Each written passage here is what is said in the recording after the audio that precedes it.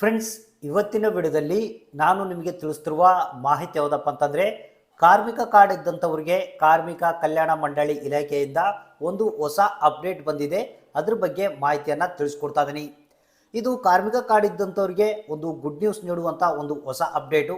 ಈ ಒಂದು ಹೊಸ ಅಪ್ಡೇಟ್ ಏನಪ್ಪ ಅಂತಂದರೆ ಗುಡ್ ನ್ಯೂಸ್ ಏನಪ್ಪ ಅಂತಂದರೆ, ಕಾರ್ಮಿಕ ಕಲ್ಯಾಣ ಮಂಡಳಿ ಇಲಾಖೆ ಏನಿದೆ, ಕಾರ್ಮಿಕ ಕಾರ್ಡ್ ಇದ್ದಂಥವ್ರಿಗೆ ಅಂದರೆ ಕಾರ್ಮಿಕ ಗೃಹ ಭಾಗ್ಯ ಸೌಲಭ್ಯ ಅನ್ನೋ ಒಂದು ಸ್ಕೀಮನ್ನು ಮತ್ತೆ ಪುನರ್ ಆರಂಭ ಮಾಡಿದೆ.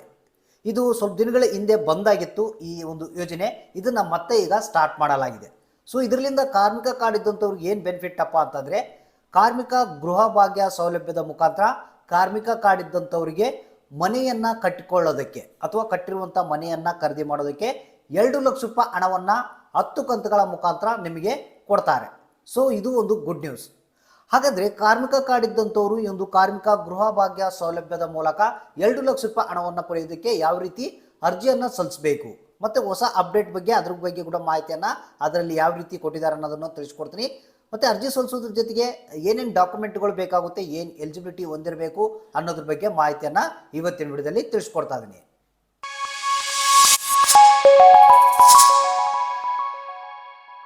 ಫ್ರೆಂಡ್ಸ್, ಇಲ್ಲಿ ನೋಡ್ತಿರ್ಬೋದು ಏನು ಹೊಸದಾಗಿ ಬಂದಿರುವಂಥ ಒಂದು ಹೊಸ ಅಪ್ಡೇಟ್ ಏನಿದೆ. ಈ ಒಂದು ಅಪ್ಡೇಟ್ನಲ್ಲಿ ಏನು ತಿಳಿಸಲಾಗಿದೆ ಅಪ್ಪ ಅಂತಂದರೆ, ಏನು ಕಾರ್ಮಿಕ ಕಾರ್ಡ್ ಇದ್ದಂಥವ್ರಿಗೆ ಕಾರ್ಮಿಕ ಕಲ್ಯಾಣ ಮಂಡಳಿ ಇಲಾಖೆಯಿಂದ ಗೃಹ ಭಾಗ್ಯ ಸೌಲಭ್ಯ ಅಂತ ಹೇಳಿ 2 ಲಕ್ಷ ರೂಪಾಯಿ ಹಣವನ್ನು ಕೊಡೋದಕ್ಕೆ ಮತ್ತೆ ಪುನರ್ ಆರಂಭ ಮಾಡಿದೆ.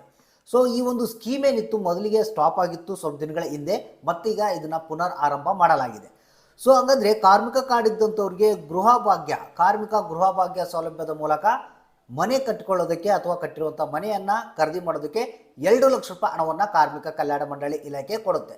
ಈ ಒಂದು 2 ಲಕ್ಷ ರೂಪಾಯಿ ಹಣವನ್ನು ಯಾವ ರೀತಿ ಕೊಡುತ್ತಪ್ಪ ಅಂತಂದರೆ, 10 ಕಂತುಗಳ ಮುಖಾಂತರ 2 ಲಕ್ಷ ರೂಪಾಯಿ ಹಣವನ್ನು ಕಾರ್ಮಿಕ ಕಲ್ಯಾಣ ಮಂಡಳಿ ಇಲಾಖೆ ಕಾರ್ಮಿಕ ಕಾರ್ಡ್ ಇದ್ದಂಥವ್ರಿಗೆ ಕೊಡ್ತಾರೆ. ಸೊ ಈ ಒಂದು ಸ್ಕೀಮು ಭಾಳಷ್ಟು ಮಂದಿ ಬಂದಾಗಿದೆ ಅಂತ ತಿಳ್ಕೊಂಡಿದ್ರು. ಈಗ ಮತ್ತೆ ಪುನರ್ ಆರಂಭ ಆಗಿದೆ. ಕೂಡಲೇ ಈ ಒಂದು ಬೆನಿಫಿಟನ್ನು ಪಡೆಯಿರಿ ನೀವು. ಹಾಗಾದರೆ ಇದನ್ನು ಯಾವ ರೀತಿ ಪಡಿಬೇಕು, ಅರ್ಜಿ ಸಲ್ಲಿಸೋದು ಹೇಗೆ, ಇದಕ್ಕೆ ಏನೇನು ಡಾಕ್ಯುಮೆಂಟ್ಗಳು ಬೇಕನ್ನೋದನ್ನು ಈಗ ತಿಳಿಸ್ಕೊಡ್ತೀನಿ ನಾನು ನಿಮಗೆ. ಹಾಗಾದರೆ ಕಾರ್ಮಿಕ ಕಾರ್ಡ್ ಇದ್ದಂಥವರು ಈ ಒಂದು ಕಾರ್ಮಿಕ ಗೃಹ ಭಾಗ್ಯ ಸೌಲಭ್ಯದ ಮುಖಾಂತರ 2 ಲಕ್ಷ ರೂಪಾಯಿ ಹಣವನ್ನು ಪಡೆಯೋದಕ್ಕೆ ಯಾವ ರೀತಿ ಅರ್ಜಿಯನ್ನು ಸಲ್ಲಿಸಬೇಕು, ಇದರ ಒಂದು ಕಂಡೀಷನ್ಗಳು ಏನೇನಿವೆ ಅನ್ನೋದ್ರ ಬಗ್ಗೆ ಮಾಹಿತಿಯನ್ನು ತಿಳಿಸ್ಕೊಡ್ತೀನಿ. ಫ್ರೆಂಡ್ಸ್, ಇಲ್ಲಿ ಮೊದಲನೇ ಒಂದು ಕಂಡೀಷನ್ ಏನಪ್ಪ ಅಂತಂದರೆ, ಇಲ್ಲಿ ನೋಡ್ತಿರ್ಬೋದು ಭಾಳಷ್ಟು ಕ್ಲಿಯರ್ ಆಗಿ ಈ ಒಂದು ಕಂಡೀಷನ್ಗಳನ್ನು ಇಲ್ಲಿ ತಿಳಿಸಲಾಗಿದೆ. ಮೊದಲನೇ ಕಂಡೀಷನ್ ಏನಪ್ಪ ಅಂತಂದರೆ, ಕಾರ್ಮಿಕ ಕಾರ್ಡ್ ಇದ್ದಂಥ ವ್ಯಕ್ತಿಗೆ 45 ವರ್ಷ ತುಂಬಿರ್ಬೇಕು ಕಂಪಲ್ಸರಿ. ಮತ್ತು ಅದ್ರ ಜೊತೆಗೆ ಕಾರ್ಮಿಕನಾಗಿ ಕಾರ್ಮಿಕ ಕಲ್ಯಾಣ ಮಂಡಳಿ ಇಲಾಖೆಯಲ್ಲಿ ನೋಂದಾಯಿಸಿಕೊಂಡು 15 ವರ್ಷ ಆಗಿರಬೇಕು.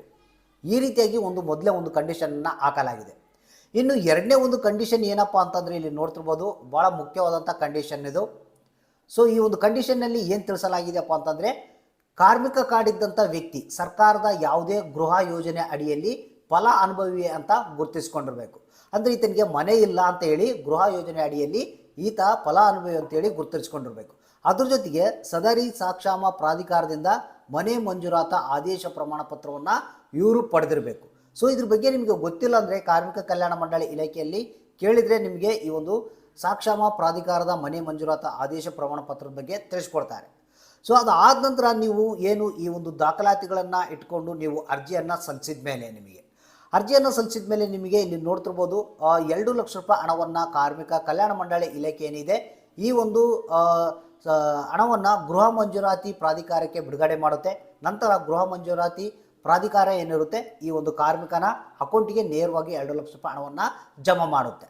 ಸೊ ಈ ಒಂದು 2 ಲಕ್ಷ ರೂಪಾಯಿ ಹಣವನ್ನು ನೀವು ಪಡೆದ ಆದಮೇಲೆ ಇದನ್ನು ಯಾವ ರೀತಿ ಮರುಪಾವತಿ ಮಾಡಬೇಕಪ್ಪ ಅಂತಂದರೆ, ಇಲ್ಲಿ ನೋಡ್ತಿರ್ಬೋದು ನಿಮಗೆ 20 ವರ್ಷ ಸಮಾನ ವಾರ್ಷಿಕ ಕಂತುಗಳ ಮುಖಾಂತರ ಹಣವನ್ನು ನೀವು ಪಾವತಿ ಮಾಡಬೇಕು. ಅಂದರೆ ಪ್ರತಿ ವರ್ಷ ಹಣವನ್ನು ನೀವು ಕಟ್ಟಬೇಕಾಗುತ್ತೆ. 20 ವರ್ಷ ಟೈಮ್ ಕೊಟ್ಟಿರ್ತಾರೆ.